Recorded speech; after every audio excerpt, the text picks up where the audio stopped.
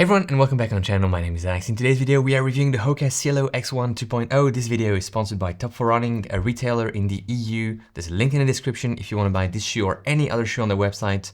You can get a discount with code META, M-E-T-A. They have zero interest in me giving a good review to this shoe specifically. That's why it's a good partner, because it's keeping us unbiased and transparent as always. And with that out of the way, let's go directly into the specs of this shoe.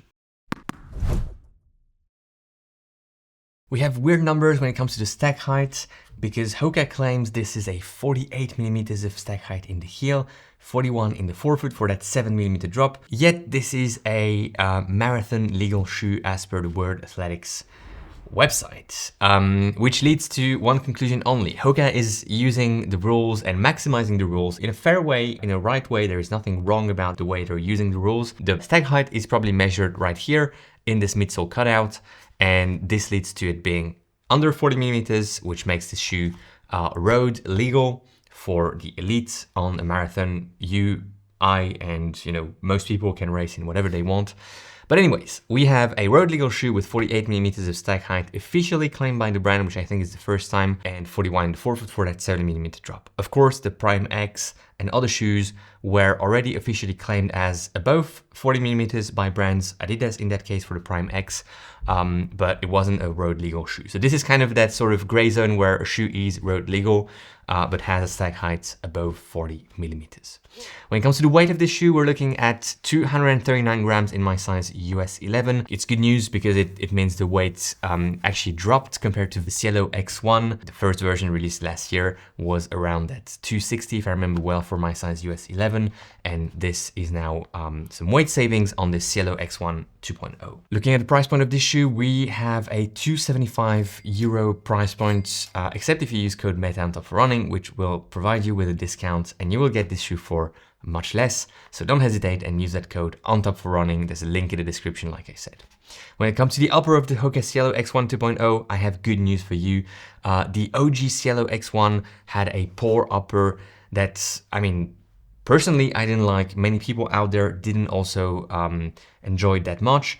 And it was one of the areas where this shoe was really, really weak. Now, the upper has been completely revisited, completely updated on this Cielo X1 2.0. It's now a engineered mesh type of upper. It feels very plasticky, not in a bad way, because it's very pliable and it doesn't feel unpleasant. There's some type of plastic, some TPU overlays of uppers that can feel a bit cheap, a bit not premium enough.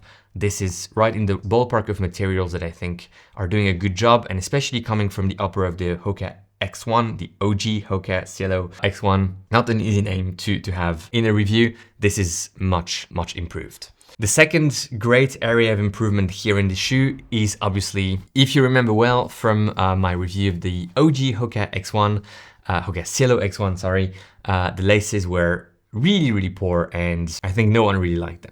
Good news, HOKA listened and they changed the laces. These laces are okay. They're nothing fantastic or spectacular, but coming from the laces of the OG Cielo X1, this is much better. The fit of this shoe is true to size. I did, however, get some pinky rubbing on both my feet, which is not something I'm getting very often. And this probably means that the way this forefoot is tapered is probably on the more narrow side of things.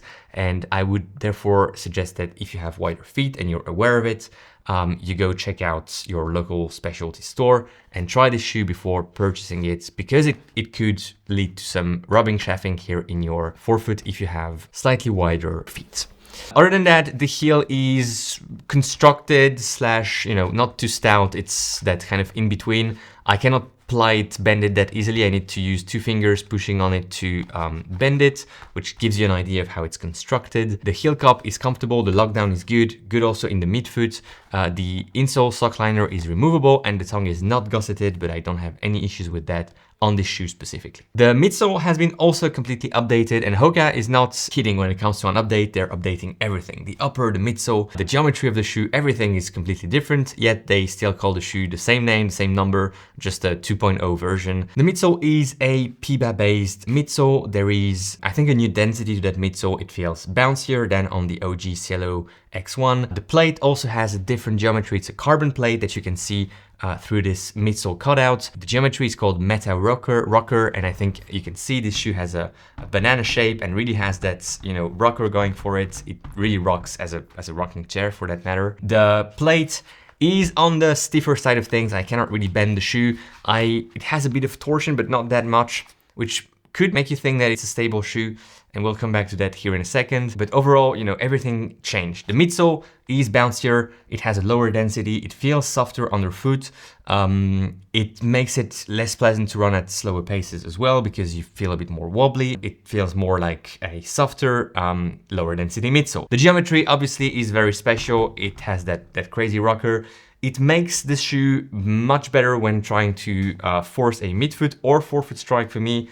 As a natural midfoot to heel striker, I am not the best runner for this shoe specifically. If you want to know more about how a midfoot or forefoot striker are using this shoe, just go check out our review on metaendurance.com. There's Ivan and Andy from the team who tested and reviewed the shoe. They have different gait cycles and foot strikes compared to mine, and I think this is going to be super insightful for you out there if you have a profile closer to theirs and not mine. Overall, what do I think of the ride of the shoe? It is funnier, bouncier, it is a bit more crazy compared to the OG Cielo X1, but that doesn't necessarily mean it's better. At least for me specifically, I think the shoe is just not made for me, but that's, you know, very personal, very subjective. I think in general, this shoe is not gonna be the best option for most people out there. And I'm saying it, you know, again, very honestly, if you want to have a fun racer, a racer that will give you a very different type of ride compared to most of the shoes out there, this is going to be one. It doesn't feel flat at all. It has a very pronounced rocker geometry. If you like it, go ahead, go for it. But it comes with a few drawbacks. The very low density midsole creates a super soft platform on which most people will feel unstable. This is probably one of the least stable shoes I have tried in the past few years, which I think says a lot. I have tried many shoes in the past few years, and this one is not stable by any means. So if you have stability issues, if you're pronating a bit too much, if you're supinating a bit too much, this is probably not the right shoe for you. If you're a heel striker, this is probably also not going to be the most enjoyable experience, although when picking up the pace, even heel strikers, midfoot strikers, can feel the benefits of this rocker geometry, but at, you know, let's say even marathon pace, which is not a slow pace by any means, I didn't quite get along with this geometry as, again, a heel to midfoot striker. I'm probably striking somewhere around here. Now, if you are a lighter runner, if you're looking for a different experience, if you love a very rocker geometry with that banana shape, then why not? Maybe it's a shoe for you. If you have very strong ankles and you don't fear the lack of stability this shoe has, then it's maybe a shoe for you as well. Interestingly, I think it feels very stiff. It doesn't have a lot of torsion, but it's not stable at all. And that's, again, coming directly from the lower density of the midsole here in the shoe, because the rest is technically done for a relatively stable ride. The other reason, and that's just a personal take, I'm not sure if it's exactly the reason why it's not stable, it has a very minimal contact surface against the ground or against the table here in that case specifically, which means that at every millisecond you are running, you're actually not against the ground with a lot of surface. Midsole cutout also differently placed than on the previous version. I didn't find this was a huge difference, to be honest, and it's hard for me to comment on the outsole and the durability. It's not a super thick layer of outsole, and HOKA is not super good at creating durable outsole, so let's keep an eye for this specifically. To be honest with you, I think I will stop using this shoe because it just doesn't work for me. But if you want to know more, you have Andy, Ivan on the Meta Endurance website. So just reach out to them on the website, ask a question in the comment section about the durability if that's a concern for you. Thanks a lot for watching. Again, if you want to get this shoe on topforrunning.com, our sponsor for this video, just use code META, M-E-T-A.